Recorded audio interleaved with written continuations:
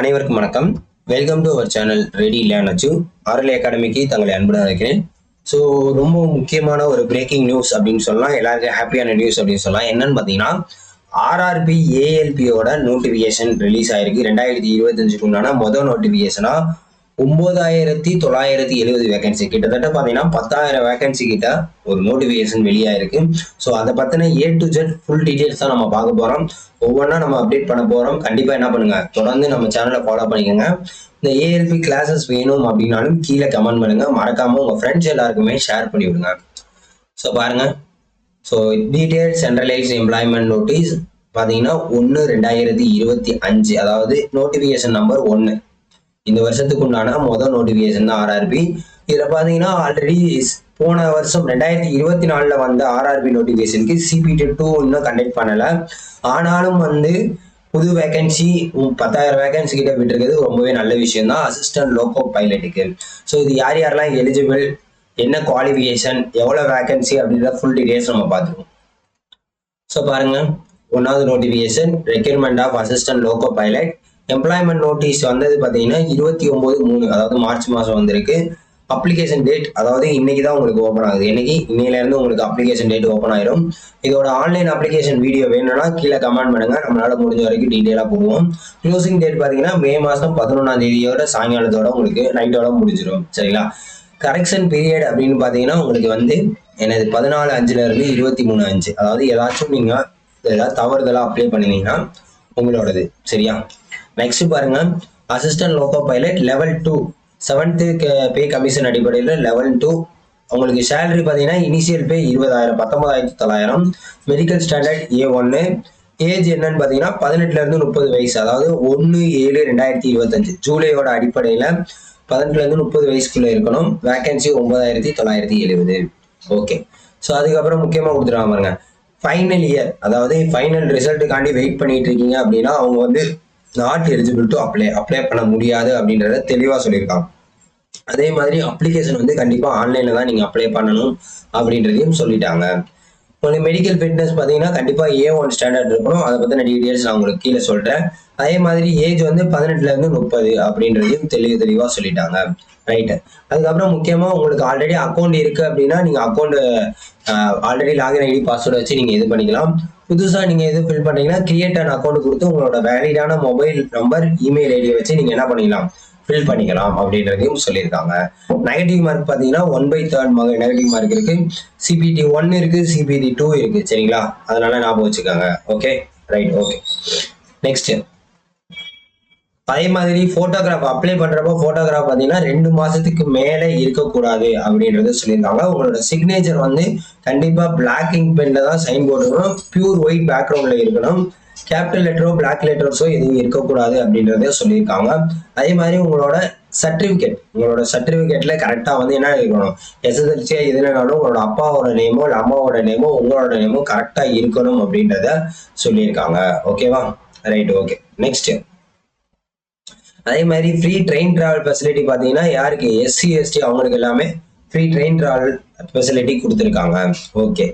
அதுக்கப்புறம் பார்த்தீங்கன்னா அதாவது உங்களுக்கு ஏஎல்பியோட ட்ரைனிங் பீரியட்லேயே உங்களுக்கு பார்த்தீங்கன்னா என்னது ஸ்டைஃபண்ட் கொடுக்க ஆரம்பிச்சிருவாங்க. ட்ரைனிங் பீரியட்லேயே உங்களுக்கு என்ன பண்ணிடுவாங்க, ஸ்டைஃபண்ட் கொடுக்க ஆரம்பிச்சிருவாங்க.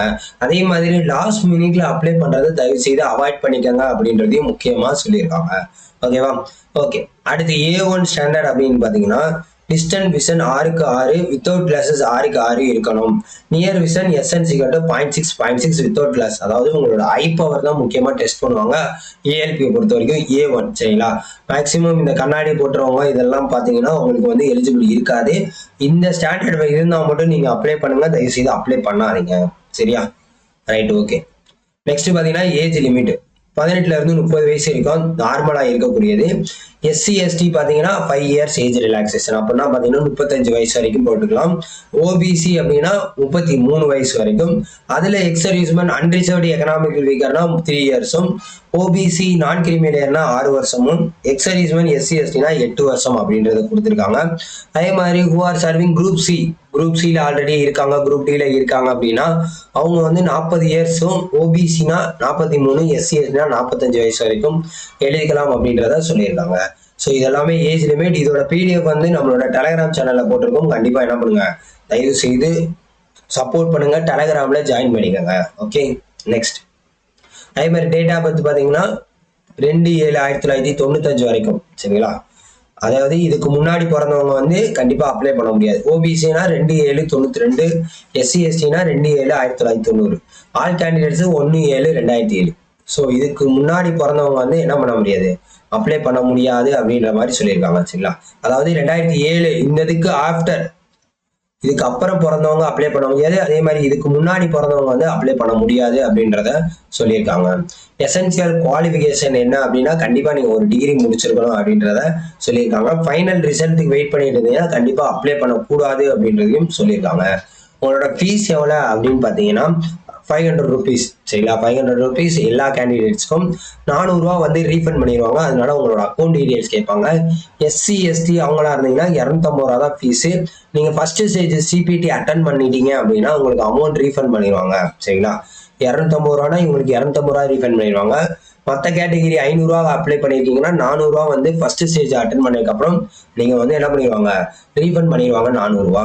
ஸோ இதுல நீங்க முடிஞ்ச அளவு சீக்கிரமா அப்ளை பண்ணிடுங்க. ஏன்னா லேட்டா அப்ளை பண்றப்போ உங்களோட எக்ஸாமினேஷன் சென்டரை வந்து உங்க ஊர்ல இருந்து பல ஊர் தள்ளி போட்டுருவாங்க. அப்போ வந்து நம்ம போறதுக்கே டவுட் ஆயிடும். நிறைய பேர் அதனாலே போனதுனால எழுதாம விட்டாங்க. சரியா? ஸோ அதனால பாத்துக்கோங்க, ஆன்லைன் ஃபீஸ் பேமெண்ட் தான், ஆன்லைன் ஃபீஸ் பேமெண்ட் தான் அப்படின்றத பாத்துக்கோங்க. சரியா? உங்களோட IFSC கோடு எல்லாமே கரெக்டா கொடுத்துருங்க. அதுதான் உங்களோட அக்கௌண்ட் ரீஃபண்டுக்கு கரெக்டா இருக்கும். Next, horizontal reservation, X serviceman எல்லாமே கொடுத்துருக்காங்க. அதே மாதிரி ஏதாச்சும் எம்ப்ளாயா இருக்கீங்க, முக்கியமா கவர்மெண்ட் எம்ப்ளாயா இருந்தீங்கன்னா NOC கண்டிப்பா வாங்கி அப்ளை பண்ணணும். ஸ்டேட்டோ சென்ட்ரல் இருந்தீங்கன்னா NOC கண்டிப்பா முக்கியம். ரெக்ரூட்மெண்ட் ப்ராசஸ் அப்படின்னு பாத்தீங்கன்னா CPT 1, CPT 2, அடுத்து CPAT computer based aptitude test, அடுத்து DV, அடுத்து ME. மொத்தமா 5 ப்ராசஸ் இருக்கு. மொத்தமா 5 ப்ராசஸ் இருக்கு. சரிங்களா? அதனால ஞாபகம் வச்சுக்கோங்க. ஒன்லி ஒன் ஆன்லைன் அப்ளிகேஷன் தான் நீங்க பண்ணணும்.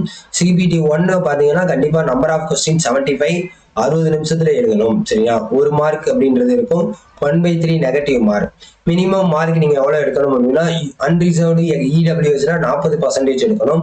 OBC 30%, SC/ST 30, 25% எடுக்கணும். சரியா? ஸோ அதோட syllabus maths, mental ability, general science, general awareness. So இதுக்கெல்லாம் பார்த்தீங்கன்னா டெஸ்ட் பேட்ச் இந்த உங்களுக்கு இது வேணும் அப்படின்னா தயவுசெய்து என்ன பண்ணுங்க, நம்மளோட சேனலை தொடர்ந்து ஃபாலோ பண்ணுங்க. அதே மாதிரி செகண்ட் ஸ்டேஜுக்கு பார்த்தீங்கன்னா அதுக்கும் தனியாக கொடுத்துருப்பாங்க. சரிங்களா? CPT 1ல இருந்தால் CPT 2க்கு சூஸ் பண்ணுவாங்க. சரியா? அதோட பேட்டர்ன் என்னன்னு பார்த்தீங்கன்னா பார்ட் A, பார்ட் Bன்னு இருக்கும். பார்ட் A வந்து 100 கொஸ்டின்ஸ் இருக்கும். பார்ட் B வந்து 75 கொஸ்டின்ஸ் இருக்கும். சரியா? ஸோ பார்ட் A வந்து பார்த்தீங்கன்னா உங்களுக்கு அதுக்கு சிலபஸ் கொடுத்துருப்பாங்க, ஜென்ரலா இருக்கக்கூடியது.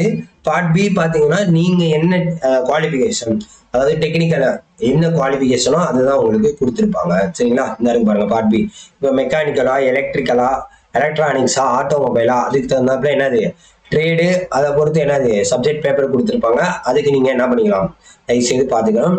அடுத்து கம்ப்யூட்டர் பேஸ்டு ஆப்டிடியூட் டெஸ்ட், அதுக்குண்டான சிலபஸும் கொடுத்துருக்காங்க. சரிங்களா? ஓகேவா? ஸோ அதையும் தயவு செய்து பார்த்துக்கோங்க. அதுக்கப்புறம் டாக்குமெண்ட் வெரிஃபிகேஷன், அதுக்கப்புறம் என்னது மெடிக்கல் வெரிஃபிகேஷன். அதே மாதிரி ஹவு டு அப்ளை வீடியோ வேணும்னா தயவு செய்து சொல்லுங்க, அதில் நம்ம டீட்டெயிலாக எல்லாமே சொல்லுவோம். இல்லாட்டி இந்த ஹவு டு அப்ளை இதையும் பார்த்துக்கோங்க. சரியா? ஓகே. ஸோ RRB வெப்சைட் பார்த்தீங்கன்னா எல்லா ஜோன்ஸ்க்கும் தனியாக கொடுத்துருக்காங்க. அதனால பார்த்துக்கோங்க. உங்களோட மீடியம் ஆஃப் எக்ஸாமினேஷன் பார்த்தீங்கன்னா இங்கிலீஷ், ஹிந்தி, அது போக 13 ரீஜனல் லாங்குவேஜஸ் இருக்கு. முக்கியமா தமிழ்ல நீங்க எக்ஸாம் எழுதலாம். அப்படின்றது தெரிஞ்சுக்கோங்க. ஓகேவா? அதே மாதிரி கடைசியில CPAT computer based aptitude test வந்து இங்கிலீஷ் அண்ட் ஹிந்தியில தான் இருக்கும். CPT 1, 2 தமிழ்ல இருக்கும். மற்றது வந்து என்னது அதுக்கு அடுத்து போறதுல இங்கிலீஷ் அண்ட் ஹிந்தியில இருக்கும் அப்படின்றத அவங்க சொல்லிட்டாங்க. ஏதாச்சும் நீங்க சர்டிபிகேட்டோ இல்லை இந்த எக்ஸாமினேஷன் அப்ளிகேஷன்ல ஏதாச்சும் மாடிஃபிகேஷன் பண்ணா 250 ரூபா நீங்க மாடிஃபிகேஷன் ஃபீஸ்ன்றது சார்ஜ் பண்ணுவாங்க அப்படின்றத சொல்லியிருக்காங்க. அப்ளை பண்றப்ப கரெக்டா அப்ளை பண்ணுங்க, இல்லாட்டி உங்களோட அப்ளிகேஷன் ரிஜெக்ட் ஆயிரும் அப்படின்றதையும் தெளிவா அவங்க சொல்லியிருக்காங்க. ஓகேவா? ரைட். ஸோ அப்ரிவேஷன்ஸ்லாம் என்னென்னன்ற டீட்டெயில்ஸ் கொடுத்துருக்காங்க. அதுக்கப்புறம் பார்த்தீங்கன்னா உங்களோட டிகிரி என்ன அப்படின்னு பார்த்தீங்கன்னா எஸ்எஸ்எல்சி, அதாவது 10th முடிச்சுட்டு நீங்கள் ஐடிஐ முடிச்சிருந்தா எலிஜிபிள். 10th முடிச்சிருந்து நீங்கள் ஐடிஐ முடிச்சிருந்தா எலிஜிபிள். அதே மாதிரி 10th முடிச்சுட்டு ரயில்வேல ஏதாவது அப்ரண்டிஸ்ஷிப் கோர்ஸ் பண்ணீங்கன்னா நீங்கள் எலிஜிபிள். 10th முடிச்சுட்டு 3 years diploma course, 3 years diploma course முடிச்சிருந்தா எலிஜிபிள். 2 இயர்ஸுக்கு இன்னும் என்னன்றது தெளிவாக தெரியல. 3 இயர்ஸ் முடிச்சிருந்தா எலிஜிபிள். அதே மாதிரி பார்த்தீங்கன்னா பிஇயும் நீங்கள் எலிஜிபிள். பிஇயும் நீங்கள் என்னது degree in engineering disciplines as above will also acceptable in diploma in engineering. அதாவது பிஇ முடிச்சிருந்தாலும் உங்களோட டிப்ளமோ கேட்டகரிக்கு எலிஜிபிள் அப்படின்றத அவங்க சொல்லியிருக்காங்க. ரைட்டா? அதே மாதிரி வேகன்சி எவ்வளோ அப்படின்னு பார்த்தீங்கன்னா உங்களுக்கு நம்மளோட சென்னை சைடு பார்த்தீங்கன்னா மொத்தமாக 362, கிட்டத்தட்ட பார்த்தீங்கன்னா மொத்தமாக வேகன்சி 362. சரியா? அதோட எக்ஸர்வீஸ்மெண்ட் கோட்டாவை சேர்த்தா 399 வேகன்சி கிட்ட, 400 வேகன்சி கிட்ட தான் கொடுத்துருக்காங்க. அதே மாதிரி ஒவ்வொரு சர்டிஃபிகேட் ஓபிசி நான் கிரிமி லேயர், அதுக்கப்புறம் பார்த்தீங்கன்னா எக்கனாமிக்ஸ் வீக்கு, அதே மாதிரி செல்ஃப் டிக்ளரேஷன் எல்லாமே ஃபார்ம் வந்து கீழே மாடல் உங்களுக்கு கொடுத்துருக்காங்க. அதையும் தயவு செய்து நோட் பண்ணிக்கோங்க. ஸோ ஓவராலாக பார்த்தீங்கன்னா இதுதான் ஃபுல் டீட்டெயில்ஸு. ஸோ எல்லாமே நம்ம சொல்லியாச்சு. அப்ளிகேஷன் எப்படி அப்ளை பண்ணுறது அப்படின்னாலும் தயவு செய்து என்ன பண்ணுங்க, கமெண்ட் பண்ணுங்க. மறக்காம உங்கள் ஃப்ரெண்ட்ஸ் எல்லாருக்கும் ஷேர் பண்ணி விடுங்க. ஸோ தொடர்ந்து பாருங்க. இதற்குண்டான வேகன்சி அதே மாதிரி கிளாஸஸ் எதுனாலும் உங்களுக்கு நம்ம வேணும்னாலும் கீழே கமெண்ட் பண்ணுங்க. மறக்காம சப்ஸ்கிரைப் பண்ணி ஃப்ரெண்ட்ஸ் எல்லாருக்கும் ஷேர் பண்ணி விடுங்க. Thank you so much.